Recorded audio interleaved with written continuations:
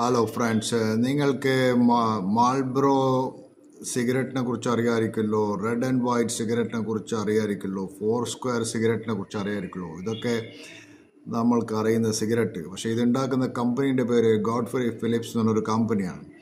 അതിൻ്റെ ഇന്നത്തെ stock value 7,768 റുപ്യാണ്. അത് ഹൈ പോയത് ഏകദേശം 8,000 റുപ്യേൻ്റെ മുകളിൽ പോയിരുന്നു. കഴിഞ്ഞ ഈ കൊല്ലം തന്നെ മാർച്ച് മാസം അത് ചെയ്തത് ഓൾമോസ്റ്റ് 2,000 റുപ്യയുടെ അടുത്ത് ചെയ്ത് സ്റ്റോക്കായിരുന്നു.